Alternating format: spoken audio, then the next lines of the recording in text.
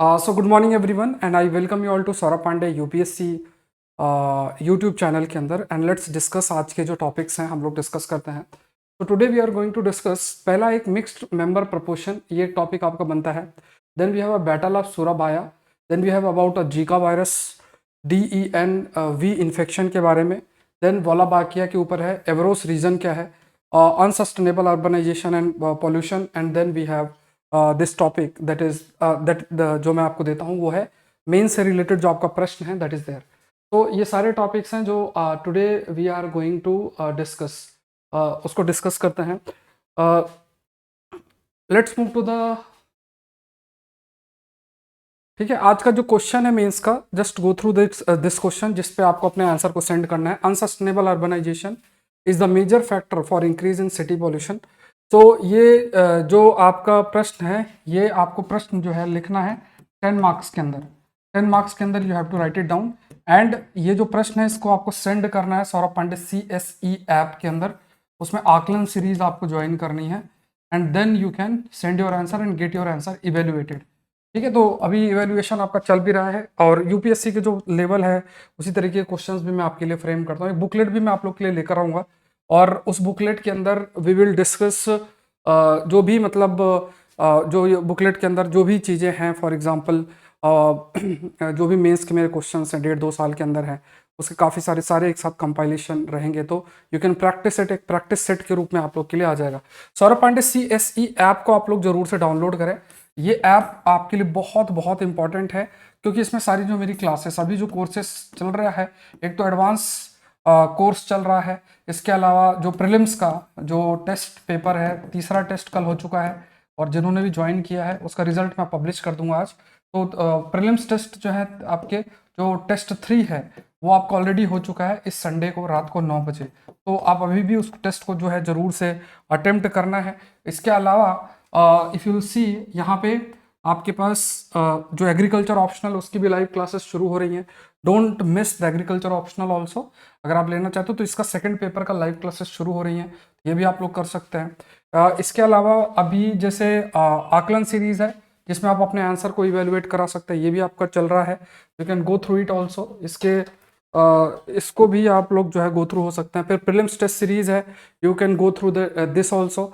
Prelims test series के अंदर आप जो एडवांस करंट अफेयर पे है तो 50 टेस्ट टोटल हैं, ये भी आपका साथ में चल रहा है, तो इसको भी आप गो थ्रू हो सकते हैं। तो let's start with the first topic. पहला जो टॉपिक है इसको देखते हैं। Let's start with the first topic and this topic is related with certain aspect. उसको देखते हैं एक करके, और काफ़ी इंपॉर्टेंट टॉपिक वी कैन से यहाँ पे बनता है। एक नया जो कंसेप्ट है, that concept is also emerging here. तो इसको भी हम लोग लेट्स डिस्कस अबाउट इट, है ना, इसके ऊपर भी जो है डिस्कशन करते हैं।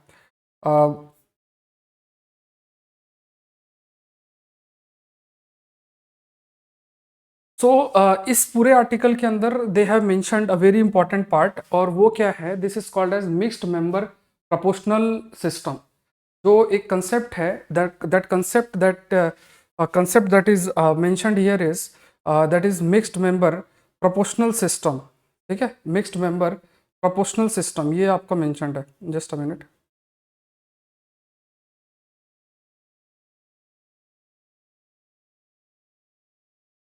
मिक्स्ड मेंबर प्रोपोर्शनल सिस्टम, अब इसमें बड़ा इंटरेस्टिंग सा है ये।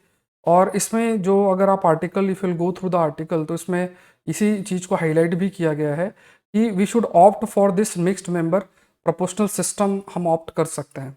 सो न्यूजीलैंड ने it uses the mixed member proportional system. New Zealand की अगर बात करें तो it uses the mixed member proportional system. और इस सिस्टम के अंदर जैसे if will see the diagram, अगर आप इस डायग्राम को देखो तो इसमें क्या है कि जैसे जो मिक्स्ड मेंबर प्रोपोर्शनल सिस्टम है, इसमें दो वोट्स आपको देने होते हैं। जैसे फॉर एग्जांपल, जैसे हम लोग अगर वोट करते हैं तो जनरली क्या होता है कि we don't vote for a, like we vote for a political party, हम वोट करते हैं।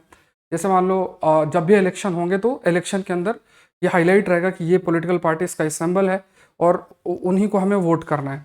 अब यहाँ पे अगर आप देखो तो यू हैव 2 वोट्स, आपके पास क्या है, यू हैव 2 वोट्स। ये जो मिक्स्ड मेंबर जो प्रोपोर्शनल बैलेट है, एक तो पार्टी वोट है, it means you won't for a party, और एक वोट आपका जो होता है that is for the riding vote, जो कि आप जो कैंडिडेट है उसके लिए वोट करते हो। जैसे मान लो एक्स वाई जेड ये कैंडिडेट के नाम लिखे, तो आपने कैंडिडेट इसको सेलेक्ट कर लिया एंड यहाँ पे आपने क्या कर दिया, आप जो पॉलिटिकल पार्टी उस पॉलिटिकल पार्टी को सिलेक्ट कर लिया। तो ये जो अप्रोच है यहाँ पे, इस अप्रोच के तहत यू आर सेलेक्टिंग लाइक आपके पास पार्टी वोट भी है एंड ऑल्सो आप जो इलेक्टोरल वोट भी है जिसके माध्यम से जो आपके एमपी हैं उनको भी आप सेलेक्ट कर रहे हो। सो ये पॉइंट याद रखना। अब जहां पे जैसे for example you have this system in our country we follow first past the post system, हम ये फॉलो करते हैं first past the post system. अब ये जो फर्स्ट पास्ट द पोस्ट वाला जो सिस्टम है इसके अंदर क्या है, इसके अंदर क्या है कि सपोज करो कि 5 कैंडिडेट हैं और 5 कैंडिडेट में सबके पास मान लो एक को 20 मिला, एक को 20 मिला, एक को 20 मिला, ठीक है, और तो यहाँ पे किसी को एक वोट भी ज़्यादा मिल गया तो वो जीत जाएगा।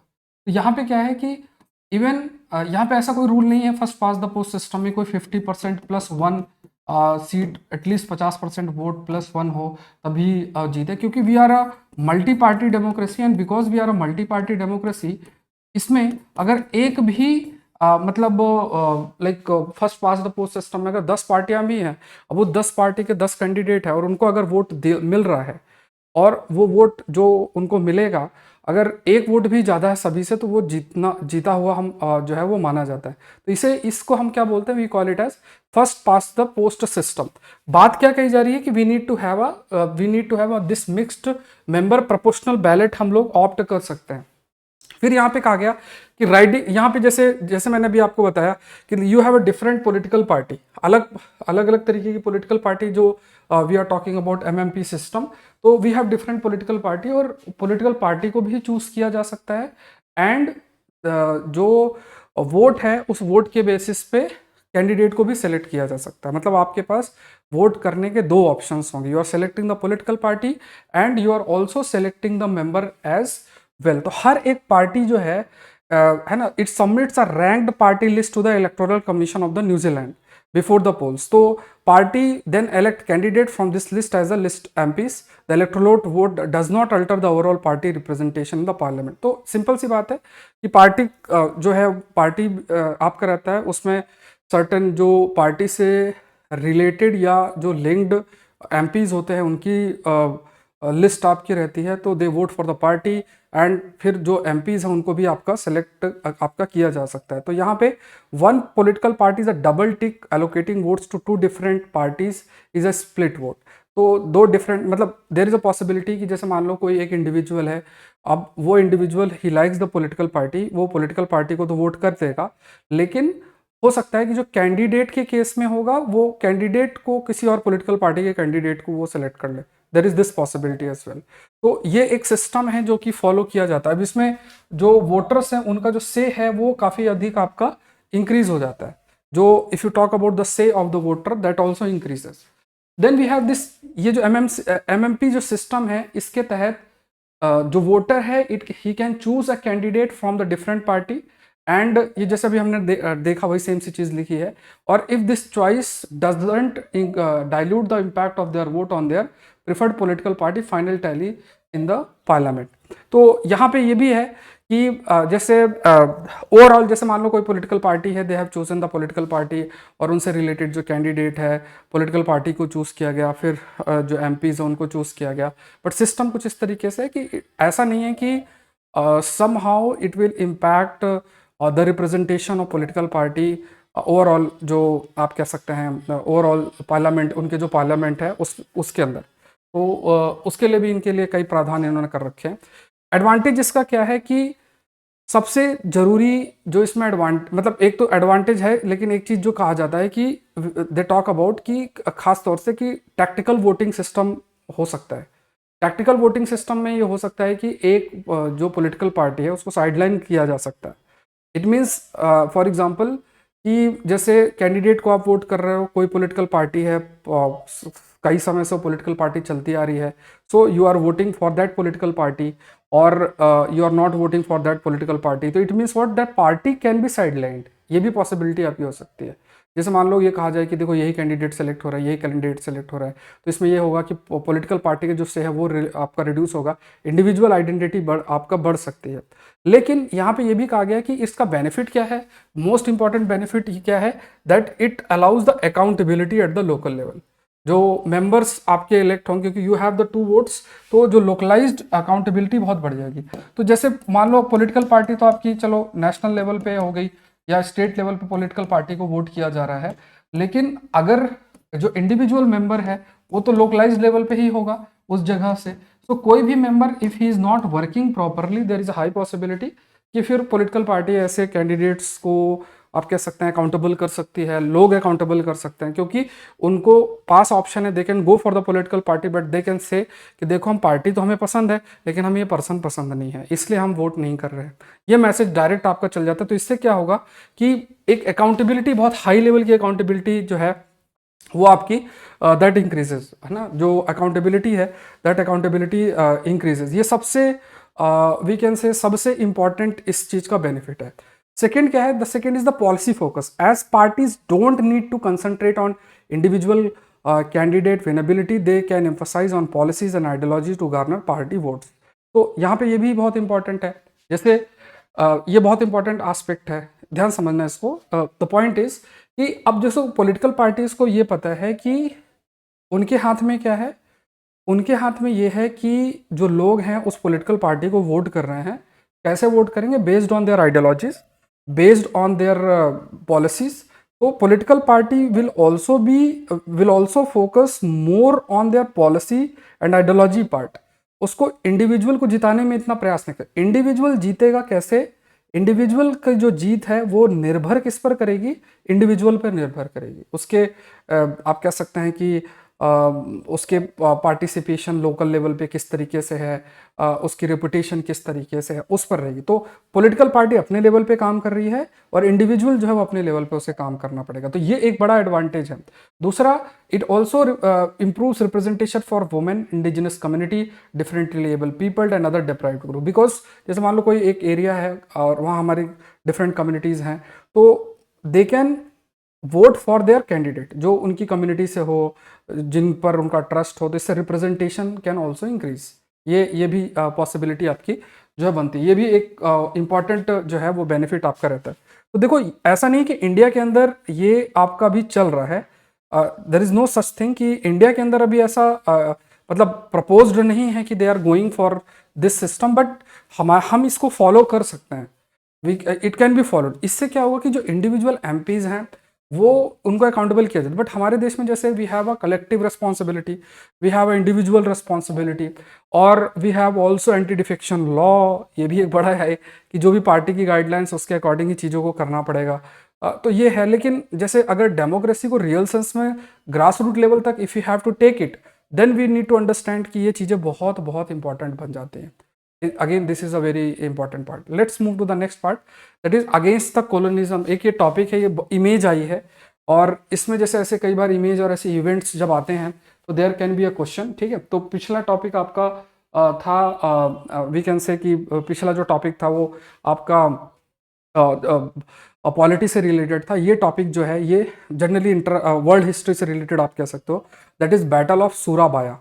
ठीक है, बैटल ऑफ सूराबाया, आप बस याद रखना है कि ये जो बैटल है, this battle was fought between Indonesia and British. ठीक है, ब्रिटेन के ऊपर उनके बीच की ये लड़ाई थी। ब्रिटिश इंडियन जो ट्रूप्स थे, मतलब हमारी ही ट्रूप्स थी लेकिन we are under the Britain rule, तो उनके बीच में हुई थी। और खास तौर से क्यों कि जो डच कॉलोनियल रूल है उसको रीइम्पोज करने के लिए ये युद्ध जो है लड़ा गया था।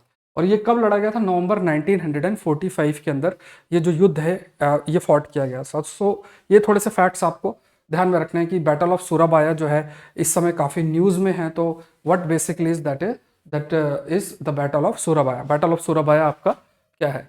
Let's move to the next, that is the Zika genome and insight into the era of emerging outbreak. अब जीका के ऊपर कल जो संडे का सेशन था उस पर भी मैंने डिस्कशन किया था। संडे का जो सेशन था अगेन बहुत इंपॉर्टेंट है, ज्योग्राफी एनवायरनमेंट साइंस के बहुत अच्छे और इंपॉर्टेंट टॉपिक्स जो है वो आपके पब्लिश होते हैं। I request each of you कि प्लीज़ उसको मिस ना करें, काफ़ी ज़्यादा इंपॉर्टेंट ये सारे के सारे टॉपिक्स होते हैं, तो उनको उसी हिसाब से आपको पढ़ना भी है, वो भी बहुत इंपॉर्टेंट बनते हैं। अब इसमें कुछ नए टर्म्स और चीज़ें एक्सप्लेन्ड है, उसको थोड़ा सा देखते हैं। और साइंस के सब टॉपिक्स बहुत बहुत ज़्यादा इंपॉर्टेंट है, इनको मिस आपको बिल्कुल भी नहीं करना चाहिए। सो पहले हम लोग थोड़ा सा देखते हैं, ये साइंस के अंदर आप नोट कर लो, जीका वायरस। पहला पॉइंट आपको देखना है कि ये जो जीका वायरस है ये बेसिकली ये मॉस्किटो के द्वारा स्प्रेड होता है, और ये फ्लैवी वायरस है, ये भी आपको याद रखना है। एंड जैसे अगर आपको याद हो, हम लोगों ने मंकी पॉक्स वायरस के ऊपर भी डिस्कस किया था, इफ यू रिमेंबर। अब कमेंट सेक्शन बताओ कि जो पॉक्स वायरस है, ये पॉक्स वायरस बेसिकली या फिर मंकी पॉक्स वायरस किस फैमिली ऑफ वायरस से बिलोंग करता है। एंड लेट अस नो कि अगर बात किया जाए काउ पॉक्स की और बात किया जाए स्मॉल पॉक्स की, क्या मंकी पॉक्स वायरस सेम वो वायरस है जो मंकी पॉक्स को कॉज करता है, वो सेम वायरस इन बीमारियों को भी कॉज करता है कि नहीं करता है। तो ये जैसे जो जीका वायरस है, ये जीका वायरस के केसेस थोड़े से दिखने भी लग गए हैं अगर देखा जाए, और इसके सिम्टम्स और ये सब तो नहीं रटना है, वो तो आपसे कोई नहीं पूछेगा। लेकिन यहाँ पे एक जो टर्म है ये याद रखना, दैट इज माइक्रोसेफेली। माइक्रोसेफेली क्या है कि जैसे है ना, जैसे अगर suppose pregnant women is infected by this virus, there is a very high possibility, ये एक हाई पॉसिबिलिटी आपकी जो है वो रहती है, जिसके तहत जो बच्चा है उसका सर है वो छोटा हो जाता है। इसे ये जो बीमारी है इसको माइक्रोसेफेली शब्द भी इस्तेमाल किया जाता है।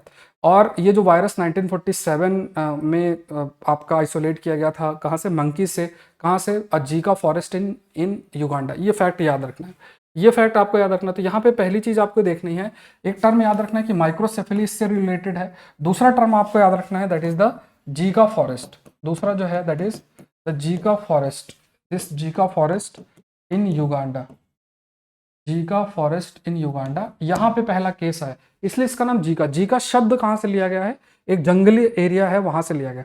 पहला ह्यूमन केस युगांडा और तंजानिया में 1952 के अंदर जो है देखा गया। उसके बाद फिर काफी सारे केसेस अलग अलग जगहों पे लगातार जो है देखने को मिले हैं। अब इसमें क्या है कि it has more than 10,000 basis of a single standard RNA. अब देखो जो वायरस होते हैं ये आपको ध्यान में रखना है, वायरस डीएनए टाइप भी हो सकते हैं, मतलब उनका जेनेटिक मटेरियल क्या है। जैसे कोरोना वायरस क्या था, आरएनए बेस्ड वायरस था, ये भी वायरस क्या है, आरएनए बेस्ड है। तो वायरस डीएनए बेस्ड भी हो सकता है और आरएनए बेस्ड भी आपका हो सकता है, ये आपको ध्यान रखना। अब जैसे मान लो कि जो इसका जीनोम है, जीनोम का मतलब होता है कि जैसे मान लो कोई भी जो वायरस है, फॉर एग्जाम्पल लेट्स सी कि जैसे फॉर एग्जाम्पल कोई भी वायरस है, जैसे कोई भी जो वायरस है, suppose this is the virus. अब ये जो वायरस है, इस वायरस के ऊपर कई सारी यू हैव द प्रोटीन्स, ठीक है, ये वायरस है और इन वायरस के अंदर आपके पास क्या है, you have the proteins, protein है। अब ये प्रोटीन से रिलेटेड, इन प्रोटीन को बनाने में एक इंपॉर्टेंट रोल जो है आरएनए का भी होता है, और साथ में इन प्रोटीन से लिंक्ड कई सारे जीन्स भी होते हैं इनके, है ना। तो यहाँ पे कई प्रकार का जो स्ट्रक्चर वायरस का है, वो स्ट्रक्चर वायरस का डिपेंड किस पर करता है, it depends on protein, different proteins पर काफी अधिक जो है डिपेंड करता है। तो जितनी भी जीन्स हैं जो इस वायरस के अंदर प्रेजेंट हो उसका जीनोम बनाती हैं, और इसके कई स्ट्रक्चर्स होते हैं। जैसे आप देख सकते हो यहाँ पे capsid, membrane, precursor, envelope, envelope मतलब ऊपरी कवर जो होता है, कुछ प्रोटीन्स होती है, कुछ स्ट्रक्चरल प्रोटीन्स होती हैं, कुछ नॉन स्ट्रक्चरल प्रोटीन होती है। स्ट्रक्चरल प्रोटीन का मतलब होता है जो उसके स्ट्रक्चर को बनाती है, जैसे ऊपरी कवर एनवलप प्रोटीन हो गए, ऊपर डंडा टाइप निकला हुआ है वो स्ट्रक्चरल प्रोटीन हो गई, कुछ उसके फंक्शन के लिए इंपॉर्टेंट है वो नॉन स्ट्रक्चरल प्रोटीन आपकी हो गई। सो आरएनए वायरस, जो जीका वायरस है उसके अंदर आरएनए जीनोम आपका प्रेजेंट होता है, ये आपको ध्यान में रखना है। और इसमें दो मेजर लीनिएज है, मतलब दो मेजर स्ट्रेंड है, एक अफ्रीकन है और दूसरा एशियन है। मतलब जीका वायरस दो तरीके से प्रेजेंट होता है, एक एशियन लीनिएज है उसका और दूसरा आपका अफ्रीकन है। ये दो तरीके के जो लीनिएज है वो आपको देखने को इस केस में मिलता है। दूसरा देखते हैं कि जो रिसर्चर्स हैं, अलग अलग जो रिसर्चर्स हैं, दे हैव सजेस्टेड कि कई प्रकार के म्यूटेशंस हो रहे हैं। म्यूटेशन का मतलब होता है कि बदलाव होना। जैसे मान लो कोई वायरस है, उस वायरस में बदलाव होना, बदलाव का मतलब जेनेटिक लेवल पे या जीन पे कुछ बदलाव हो जाना, सडन चेंज हो जाना, उसे म्यूटेशन कहते हैं। ये पॉइंट आप याद रखना कि जो आरएनए बेस्ड वायरस होते हैं उनमें बदलाव के चांसेस बहुत हाई होते हैं, मतलब म्यूटेशन के चांसेस हाई होते हैं in comparison to the DNA based virus. DNA based virus ज़्यादा स्टेबल होंगे, आरएनए बेस्ड वायरस इतने स्टेबल नहीं होते हैं। कमेंट सेक्शन बताओ कि जो कोरोना वायरस है आरएनए बेस्ड वायरस है बट फिर भी म्यूटेशन कंपैरेटिवली कम है, क्यों है ऐसा? अगर आपने मेरे पहले के सेशंस देखे होंगे तो आप जरूर से बताना। अब देखो इसमें कहा गया कि जो एक प्रोटीन है जिसका नाम पीआरएम है, एक प्रोटीन है जिसका नाम क्या है, पीआरएम है। तो ये जो प्रोटीन है जिसका नाम पीआरएम है, ये प्रोटीन में बदलाव आपका देखने को मिल रहा है, मतलब म्यूटेशन देखने को मिला है। और ये म्यूटेशन आपका कहाँ पे हुआ, फ्रेंच पॉलिनेशिया जो है, फिर धीरे धीरे और जगह पे ये आपका स्प्रेड हुआ। इट मीन्स व्हाट कि ये जो वायरस है, इस वायरस में कुछ बदलाव हुआ, एक प्रोटीन जिसका नाम है पीआरएम प्रोटीन, उसमें बदलाव होने के बाद ही माइक्रोसेफली जैसी बीमारियां, या आप कह सकते हैं जो इस वायरस की वजह से जो माइक्रोसेफली होता है वो देखने को मिला। मैंने आपको एक्सप्लेन किया व्हाट बेसिकली इज माइक्रोसेफली। तो ये एक मैटर ऑफ कंसर्न है। जैसे आज क्या है, आज वो वायरस माइक्रोसेफेली के लिए रिस्पॉन्सिबल है। अगर इसी तरीके से ये म्यूटेशन करता रहेगा तो फ्यूचर के अंदर भी there is a high possibility कि और भी कॉम्प्लेक्स बीमारी ये कॉज आपका कर सकता है। It can cause we can say other diseases also, there is a high possibility. So ये भी आपका पॉसिबिलिटी आपका हो सकता है। रिसेंट जो स्टडी है सिंगुआ यूनिवर्सिटी के अंदर, उसमें कहा गया in a recent study in cells that infection of two viruses in primates encourage specific microbes to grow on the skin by suppressing an antimicrobial peptide RELM on the skin. These microbes produce acetophenone, which are volatile molecules that could provide a chemical cue to mosquitoes, attracting them towards the individual and supporting forward transmission of the virus. अब ये बहुत मतलब dangerous चीज़। अब इसको समझना, ठीक है। Language important है क्योंकि लैंग्वेज लिखी हुई आती है एग्जाम में, तो उसके लिए जरूरी है कि आप थोड़ा सा लैंग्वेज को समझें और रीड करें। ध्यान सुनना, ठीक है, बहुत इंपॉर्टेंट है। देखो इसमें कहा क्या जा रहा है कि प्राइमेट्स मतलब बंदर टाइप आप मानो, तो कई केस में ये देखने को मिला कि ये जो वायरस हैं दे बेसिकली इनकरेज, मतलब ये जो वायरस हैं they basically encourage specific microbes to grow on the skin. It means जैसे स्किन है, स्किन में एक स्पेसिफिक माइक्रोब्स, बैक्टीरिया या कोई भी ऐसे छोटे जो माइक्रोब्स हैं वो ग्रो करेंगे, एंड ये ग्रो करके क्या करेंगे, they will facilitate the transmission of the virus. It means what कि ये जो वायरस है, अगर कोई भी पर्सन इन वायरस से इन्फेक्टेड है तो होगा क्या कि जो वायरस है वो फैसिलिटेट करेगा कुछ माइक्रो ऑर्गेनिजम्स को ग्रो करने के लिए, जो कि सरपास करेगा कोई भी, मतलब जैसे मान लो शरीर के अंदर भी कुछ ऐसी प्रॉपर्टीज होती हैं, प्रोटीन्स होती हैं जो कि एंटी माइक्रोबियल होते हैं, मतलब कि इन वायरस का खात्मा करती हैं। अब क्या होगा, इस एंटी माइक्रोबियल पेप्टाइड्स को या एंटी माइक्रोबियल जो ये हैं इनका खात्मा करके माइक्रोब्स ग्रो करेंगे and they will facilitate the transmission of the virus.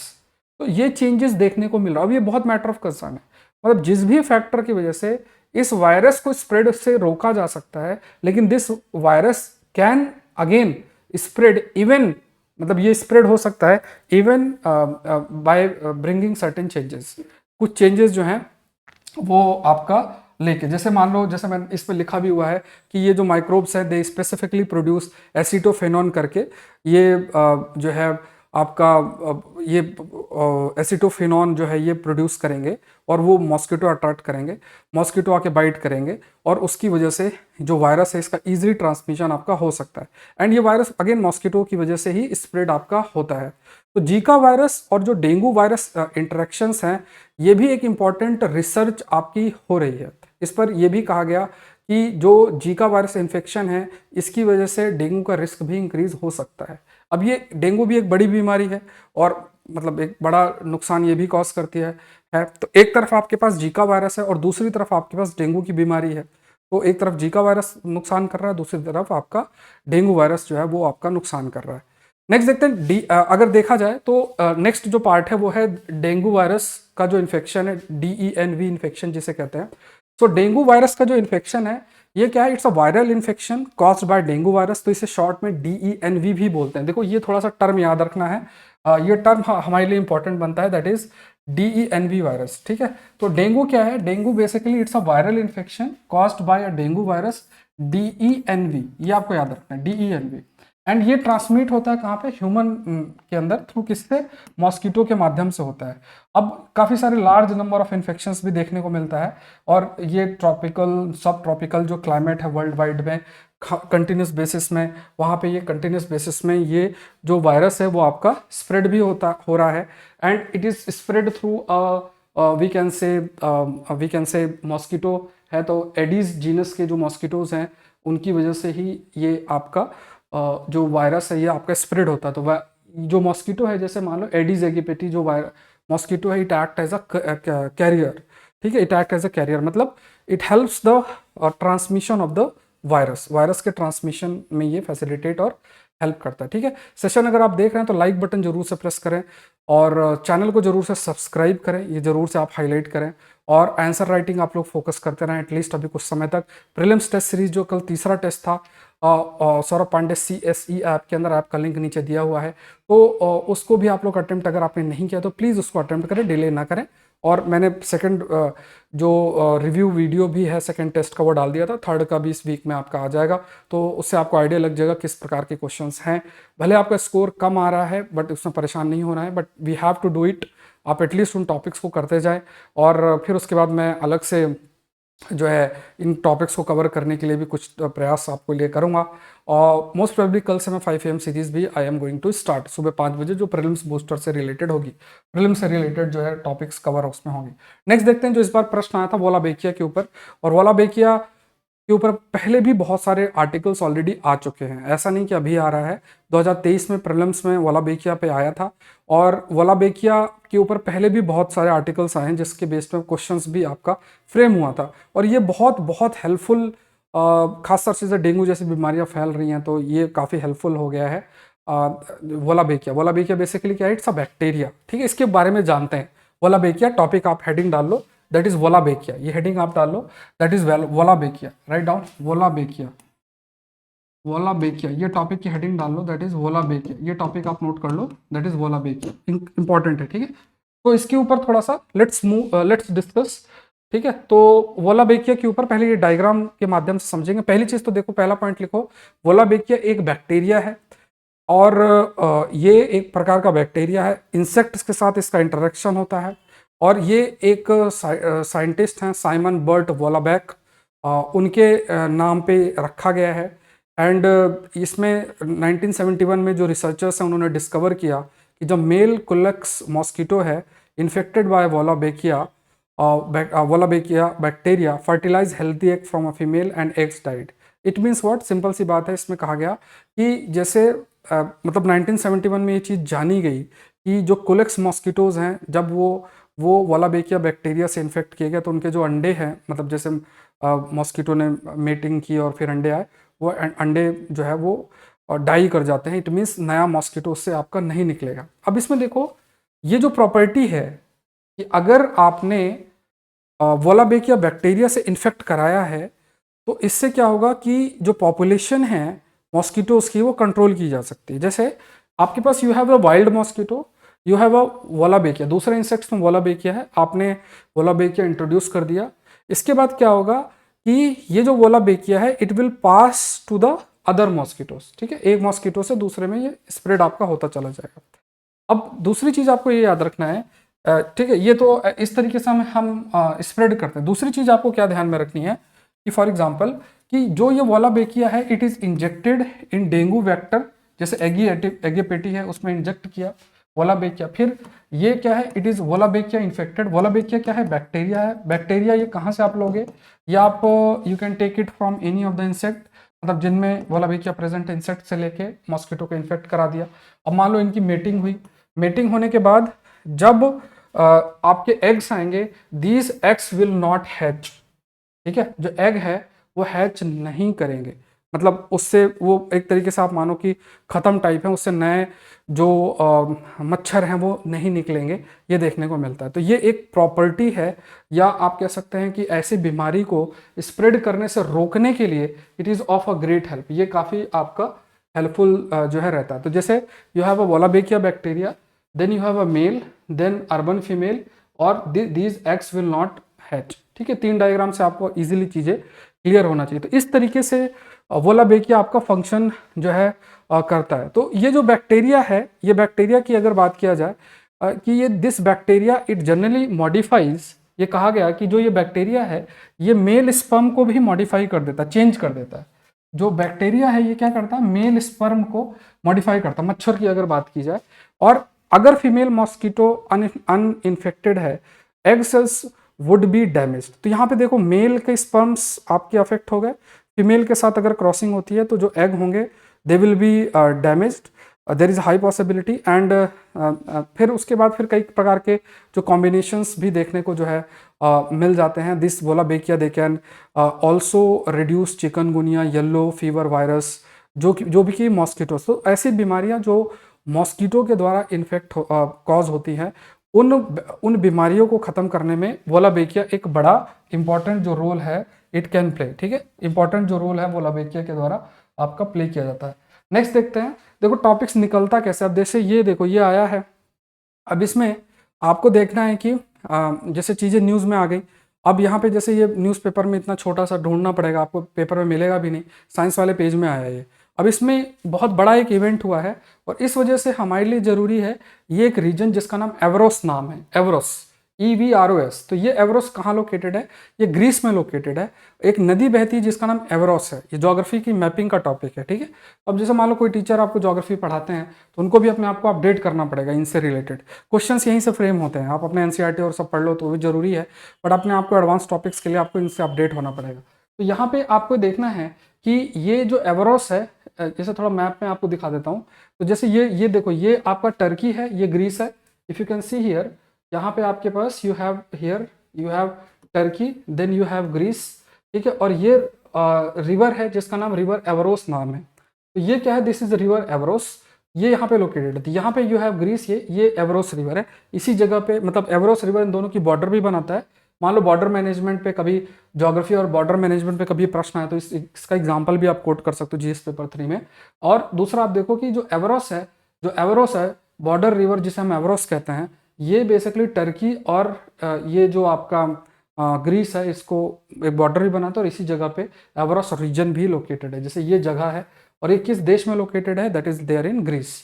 Greece जो देश है वहाँ पे लोकेटेड है। तो ये कुछ आपको ज्योग्राफी के जो मैपिंग के प्रश्न आपके लिए फ्रेम होते हैं उससे रिलेटेड ये टॉपिक है। Let's move to the next topic. Again session अगर आप देख रहे हैं तो लाइक बटन जरूर से प्रेस करें, सेशन को जरूर से लाइक करें और शेयर करें, ये जरूर से आपकी जिम्मेदारी बनती है। ठीक है, let's move to the next part, giving the urban Indian a better life. Let's move to this topic and इस पर अच्छे कुछ टॉपिक्स हैं क्योंकि दिल्ली में भी आप देखोगे काफ़ी अधिक आपका स्प्रेड भी है, तो इसी पर पॉल्यूशन भी बहुत ज़्यादा ही आपका हो रहा है। तो इस टॉपिक का जो नाम हम रखेंगे वो है that is unsustainable, write down, that is unsustainable है ना, क्या नाम रखेंगे, अनसस्टेनेबल अर्बनाइजेशन एंड पॉल्यूशन। ठीक है, अनसस्टेनेबल अर्बनाइजेशन एंड पॉल्यूशन, ये टॉपिक का नाम है, अनसस्टेनेबल अर्बनाइजेशन एंड पॉल्यूशन। तो ये कहाँ पे आप करोगे, ये बेसिकली जो ये टॉपिक है ये आपका GS paper, you can coat it under GS paper 2 under environment section और GS पेपर 1 अंडर अर्बनाइजेशन, इस पे आ सकता है। तो अभी जो है वर्ल्ड सिटीज डे अक्टूबर 31 को हुआ था, इसकी थीम क्या थी, फाइनेंसिंग सस्टेनेबल अर्बन फ्यूचर, ये आपका था। अब यहाँ पे अर्बन फ्यूचर किस तरीके से हम लेकर आए, तो यहाँ पे कई जैसे एम क्या है कि जैसे अगर आप अर्बन फ्यूचर को फाइनेंस करना चाह रहे हो, ये कहा गया, तो देखो अर्बनाइजेशन आपका चल रहा है लगातार, रूरल पॉपुलेशन जो है अर्बन एरियाज में जा रही है और अर्बनाइजेशन कंटिन्यूस बेसिस में आपका हो भी रहा है। एंड अब चैलेंज ये रहता है कि कैसे हम अपने अर्बन एरिया को लिवेबल बनाएं, इंफ्रास्ट्रक्चर किस तरीके से करें, क्योंकि यही हो रहा है ना, ज़्यादा से ज़्यादा डिमांड हाउसेस की बढ़ रही है, जंगल काट रहे हैं, पेड़ पौधे सारे काट रहे हैं, वेटलैंड्स वो सारा उनको एनक्रोचमेंट कर रहे हैं, ये सब चीज़ें हमारे से हो रही हैं। तो ये चैलेंज रहेगा कि देखो कैसे हम मैनेज करते हैं। All these are big challenges that we have to deal with, because पूरा जो इकोलॉजी अर्बन एरिया की है उसे हम ख़त्म कर रहे हैं। अब हम इससे कहाँ जाएंगे वो हमें देखना पड़ेगा कि हमें इसका कितना बेनिफिट। अब जैसे एक रिपोर्ट है, इसके अकॉर्डिंग आप कोट कर सकते हो कि विश्व की 50 मोस्ट पॉल्यूटेड सिटी में 39 भारत के अंदर है। पॉल्यूशन डायरेक्टली लोगों की हेल्थ को अफेक्ट कर सकता है। एवरेज जो इंडिया है लगभग 5.3 ईयर्स लॉस करता है अपनी लाइफ एक्सपेक्टेंसी की। दिल्ली में 11.9 ईयर्स की लाइफ एक्सपेक्टेंसी की लॉस। आप मानो कि अगर कोई 60-70 साल जीता है तो दिल्ली में वो कोई अगर रहेगा तो वो 58 साल ही जिएगा। दिल्ली से इसलिए ज़्यादा रहने की जरूरत नहीं है, वहाँ पे थोड़ा बहुत इवन जब लोग पढ़ते भी है ना, जैसे कोचिंग वोचिंग भी लोग करते हैं वहाँ पे, अब वो सबका अपना अपना व्यू पॉइंट है। बट अगर आप देखोगे तो आज के समय में टेक्नोलॉजी आपके पास अवेलेबल है, आप घर बैठे तैयारी कर सकते हो, पढ़ सकते हो। और पहले का जैसा नहीं रहा है कि आपको मतलब जो है कुछ रिसोर्सेस नहीं है, पढ़ना खुद को है। कुछ स्पेसिफिक एरियाज में आपको चाहिए होता है तो आपको हर चीज़ आप ऑनलाइन एक्सेस कर सकते हो। इवन जो इंस्टीट्यूट दिल्ली में लोकेटेड है उनके भी ऑनलाइन अवेलेबिलिटी आपकी रहती है। और कुछ स्पेशलाइजेशन है, जैसे आप मुझसे current affairs, science and technology, geography, environment, in areas के लिए, एग्रीकल्चर ऑप्शनल, इन सब के लिए मुझसे जुड़ सकते हो। ऐसे ही बहुत सारे और भी टीचर्स हैं जो अपने स्पेसिफिक एरिया में एक्सपर्ट हैं, उनसे आप जुड़ सकते हो। तो इस तरीके से अपनी तैयारी हो जाएगी। इसी प्रकार से और भी लेवल पे मतलब दूसरे एरियाज भी देखे जाएं तो जो कंसंट्रेशन है पॉपुलेशन का वो थोड़ा सा रिड्यूस करना पड़ेगा दिल्ली के अंदर, बहुत जरूरी है। अब यहाँ पे इकोलॉजिकल अर्बनाइजेशन, अब देखो ये शब्द आप यूज कर सकते हो, आपके वोकैब में ये शब्द आपको आ जाना है। Ecological urbanisation, sustainable and ecological urbanisation, ये बहुत इंपॉर्टेंट है। अर्बनाइजेशन जहाँ पे आप इकोलॉजिकल एस्पेक्ट का भी ध्यान में रखो। अच्छा, इकोलॉजी अर्बन एरियाज में क्या होगा, मतलब पेड़ पौधे, पॉन्ड्स, वेटलैंड्स, ये सब चीज़ें आपकी इकोलॉजिकल एस्पेक्ट में आ जाएंगी। तो यहाँ पे जो अर्बन डेवलपमेंट है आज के समय में, देखो कैसे फोकस करेगा। अर्बन डेवलपमेंट सिर्फ कॉन्क्रेटाइजेशन पे फोकस कर, urbanization should not be just include should not just include concretization, ठीक है। अब उसमें हमें ये देखना है कि मतलब हम सिर्फ ये ना देखें कि रोड भी बन रहा है, खाली रोड चौड़ी हो रही है, घर बड़े बड़े बन रहे हैं। हमें ये देखना है कि जैसे साइकिल चलाने की भी जगह है, पैदल चलने की भी जगह है, पेड़ पौधे भी लगे हुए हैं, ठीक है। ये सब चीज़ें, पॉन्ड्स भी हैं, वेटलैंड्स भी हैं, ये सब चीज़ें करेंगे तभी पॉल्यूशन को भी हम कंट्रोल कर सकते हैं। और तभी जो अलग अलग प्रॉब्लम्स हैं उनको भी, खासतौर से पॉल्यूशन से रिलेटेड, उससे भी हम डील कर सकते हैं। रोड डस्ट एक बड़ा है, प्रॉब्लम है, जो धूल है। फिर उसके बाद कॉन्क्रीट्स हैं, जैसे बिल्डिंग विल्डिंग बन रही है तो उससे भी काफ़ी पॉल्यूशन होता है। इंडस्ट्रियल पॉल्यूशन भी बहुत होता है, गाड़ियों से पॉल्यूशन भी बहुत ज़्यादा होता है। इस पे कहा जाता है जो ये जो मोटर ट्रांसपोर्ट है 60% रिस्पॉन्सिबल अर्बन पॉल्यूशन के लिए। तो इतना जो मोटर ट्रांसपोर्ट है, इसलिए क्या है कि ई व्हीकल्स की इंपॉर्टेंस बढ़ जाती है, जो पब्लिक ट्रांसपोर्टेशन है उनकी इंपॉर्टेंस बहुत अधिक आपका बन जाती है। और जो green lungs of the cities है, मतलब जैसे सिटीज़ में water bodies, urban forest, green cover, जो भी जंगल और ये सब हैं, तो उनको थोड़ा सा इंक्रीज करने की ज़रूरत है। इवन जो ग्रे इंफ्रास्ट्रक्चर है वो तेज़ी से एक्सपैंड कर रहा है। ग्रे इंफ्रास्ट्रक्चर क्या होता है जनरली, जो जैसे मान लो वेस्ट मटेरियल है उसको ट्रीट करने के लिए जो इंफ्रास्ट्रक्चर बनाओगे उसे ग्रे इंफ्रास्ट्रक्चर बोलते हैं। वो एक्सपैंड आपका जो है वो लगातार हो रहा है। फिर स्टबल बर्निंग देखने को मिलती है, जैसे पंजाब है, हरियाणा है, वहाँ पे जो आपका स्टबल्स रहते हैं, कटाई के बाद जो बचता है उसको जलाया जाता है, उससे फिर दोबारा से काफ़ी अधिक पोल्यूशन कॉज होता है। और दिल्ली में भी देखने को भी कंटिन्यूस बेसिस में मिल रहा है। दूसरा देखते हैं कि यहाँ पे 2-3 इंफ्रास्ट्रक्चर के नाम है, आप यूज कर सकते हो। एक है ब्लू ग्रीन इंफ्रास्ट्रक्चर, दूसरा ग्रीन इंफ्रास्ट्रक्चर, तीसरा ग्रे इंफ्रास्ट्रक्चर। तो यहाँ पे क्या है कि ब्लू ग्रीन इंफ्रास्ट्रक्चर क्या है, it is related with water bodies, green and open space, पेड़ पौधे और इन सबसे रिलेटेड। फिर ग्रीन इंफ्रास्ट्रक्चर क्या है, it is basically related with environmental features, design and manage to deliver different ecosystem services. इसमें भी अगेन पेड़ पौधे और इकोसिस्टम डेवलप करना। ग्रे इंफ्रास्ट्रक्चर की बात करें तो वाटर और वेस्ट वाटर ट्रीटमेंट प्लांट्स और जो भी वेस्ट चीज़ें हैं उनको ट्रीट करने के लिए आप इसका इस्तेमाल कर सकते हैं, मतलब जिसे हम ग्रे इंफ्रास्ट्रक्चर कहते हैं। अब कुछ कदम हमें उठाने हैं और इसमें पहली चीज़ कहा गया कि जो ऑटोमोबाइल सेक्टर है, मतलब जो गाड़ियां हैं, व्हीकल्स हैं, उनके नंबर बहुत तेजी से इंक्रीज कर रहे हैं। ये डेटा आप कोट कर सकते हो। यहाँ पे जैसे क्या बोला गया, लाइक फॉर एग्जांपल कि Indian automobile market has risen in value from $100 billion से इतना इंक्रीज हो गया है 160 बिलियन तक।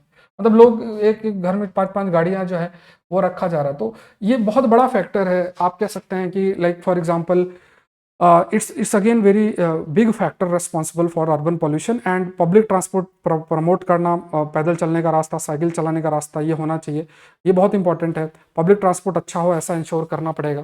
तो ये है। अब मान लो कोई बगल से साइकिल भी चला रहा है, अभी वो चलाएगा, इतना रिस्क, गाड़ी ऐसा चलाई जाती है कि वो हिम्मत ही नहीं होगी किसी के चलाने की, साइकिल कहाँ से चलाएगा। पैदल चलना मुश्किल हो जाता है रोड के अंदर, बट वो रोड के किनारे वो रास्ता अलग से साइकिल और पैदल चलने के लिए क्रिएट किया जा सकता है। ये थोड़ा फोकस करना चाहिए। फिर ये भी फोकस इसमें किया गया है कि जो प्राइवेट लेवल पे जो गाड़ियां इस्तेमाल होती हैं उनको हम कम से कम करें। ऑड इवन वाला फार्मूला अपनाया जा सकता है। इंडस्ट्रियल पोल्यूशन बिल्कुल भी ना हो, ऐसा देखना अर्बन एरियाज के आसपास जितने भी इंडस्ट्रियल पोल्यूशन उसको रोकना चाहिए। बट जिनकी इंडस्ट्री होती है उनके पॉलिटिकल लिंक इतना हाई होता है कि वो नहीं हट पाता, बट कोशिश करना चाहिए कि ऐसा ना हो, इंश्योर हमें करना चाहिए, अगेन वो इम्पोर्टेंट है। दूसरी चीज़ देखते हैं, दैट इज पॉन्ड्स और ये सब अर्बन कॉमन्स। थोड़ा सा ये शब्द आप यूज कर सकते हो, आपके वोकैब में है, कई बार प्रश्न भी पूछा जा सकता है अर्बन कॉमन्स शब्द, ठीक है, वोकैब में डालना, that is urban commons. Urban commons basically इसमें क्या क्या आते हैं, ponds, water bodies, urban forest, parks, playground, मतलब अर्बन एरियाज में जो सभी के लिए इस्तेमाल हो सकता है। जैसे एक टर्म होता है ग्लोबल कॉमन्स। ग्लोबल कॉमन मतलब हर एक रिसोर्स जो सभी लोग इस्तेमाल कर सकते हैं। तो अर्बन कॉमन्स मतलब अर्बन एरिया में जो चीज़ें हैं वो जो सभी इस्तेमाल कर सकते हैं। कई बार urban common is a way towards urbanization, तो ऐसा कुछ मतलब कुछ फ्रेमिंग कर दे क्वेश्चन की। अब अर्बन कॉमन का मतलब ही नहीं आपको पता, तो कैसे लिखोगे? तो अर्बन कॉमन में ponds, water bodies, urban forest, park, playground, ये सब आपका जो है रहता है। तो इनको थोड़ा सा डेवलप करना, फोकस करना जरूरी है। उनको अर्बन कम्युनिटीज़ को इनको प्रोटेक्ट भी करना जो है वो चाहिए। जो लैंड यूज़ चेंज हो रहा है, लैंड का जिस तरीके से हम यूज़ कर रहे हैं, अब जैसे मान लो यमुना रिवर ही है, उसके फ्लड प्लेन एरियाज में रियल इस्टेट का बिजनेस खड़ा कर रहे हैं, वो सब थोड़ा सा कंट्रोल करना जरूरी है। इसमें रेगुलेटरी मैकेनिज्म बहुत मैटर करता है। इन सारी चीज़ों में जो रेगुलेटरी जो मैकेनिज्म है that has a very important role. फिर कई सारी जैसे आपके पास टेक्नोलॉजिकल सॉल्यूशंस भी है। You have a smog towers, environment वाले जो लेक्चर है उसका आज वीडियो आज और कल में नेक्स्ट लेक्चर आ जाएगा। तो एक आपका स्मॉग टावर भी है। स्मॉग टावर खासतौर से जैसे level of nitrogen oxides, hydrocarbons और स्मॉग का जो फॉर्मेशन है, level of pollution, air quality, इस चीज़ को ये डिटेक्ट कर सकता है। तो स्मॉग टावर्स हेल्पफुल हैं, इसको लगाए जा सकते हैं। फिर उसके अलावा भी कई डिफरेंट जो डिपार्टमेंट एजेंसीज है वो कोऑर्डिनेटेड वे में काम कर सकते हैं। सिटी गवर्नेंस में जो सिटी के लेवल में चीज़ें उसमें लोगों के पार्टिसिपेशन या लोगों की भागीदारी को इंक्रीज किया जा सकता है, लोगों का एम्पावरमेंट किया जा सकता है, उनकी भागीदारी को जो है वो आपका इंक्रीज किया जा सकता है। ये भी आपका फोकस किया गया। तो all these steps we have to take, ठीक है, ये कुछ स्टेप्स जो है वो हमें जो है लेने की जरूरत है, वो बहुत इंपॉर्टेंट है। क्वेश्चन देख लो, unsustainable urbanisation is the major factor for increase in city pollution in India. 10 marks में लिखना है। और आपको क्या करना है, Saurabh Pandey CSE app download करना है। ये ऐप डाउनलोड गूगल स्टोर में मिल जाएगा। उसके बाद एक तो आपके पास एग्रीकल्चर ऑप्शनल है, ये इसकी क्लास आज या कल से लाइव सेकंड पेपर की शुरू हो जाएगी। तो अगर आप प्लान कर रहे हैं ऑप्शनल कंप्लीट करने की तो जरूर से जुड़ें एग्रीकल्चर ऑप्शनल के लिए। सौरभ पांडे CSE ऐप के अंदर आपको ऑप्शनल मिल जाएगा। इसके अलावा आकलन सीरीज में आप अपना आंसर इवेल्युएट करा सकते हैं, आंसर जो है पोस्ट करके। फिर आपके पास ये सेकेंड ईयर 2 इयर्स का टेस्ट है, एडवांस करंट अफेयर्स जो 2 इयर्स का कवरेज है उसका 3 टेस्ट ऑलरेडी हो चुके हैं। आप देखो आपका लेवल क्या है। और 5M सीरीज भी मैं कल से मोस्ट प्रोबेबली शुरू कर दूंगा रेगुलर बेसिस में, फिर वो प्रीलिम्स तक चलता रहेगा रेगुलर बेसिस में, ठीक है, आपका वो रिवाइज होता रहेगा। तो ये सारी चीज़ें हैं। ये टेलीग्राम चैनल है जहाँ से आपको PDF और ये सारी चीज़ें अवेलेबल रहेंगी। तो कमेंट सेक्शन में बताना कि इस फॉर्मेट में आपको सेशन ठीक लगा। थोड़े बहुत फॉर्मेट और ये सब चेंज करते रहते हैं, थोड़ा लाइफ में चेंज हमारे इसी तरीके से होता है, ठीक है, कभी इस फॉर्मेट में किया कभी उस फॉर्मेट में किया, ठीक है। कंटेंट में कोई आपका वो दिक्कत नहीं होगी, आपको वही सारी सेम क्वालिटी जो है वो मेंटेन रहती है।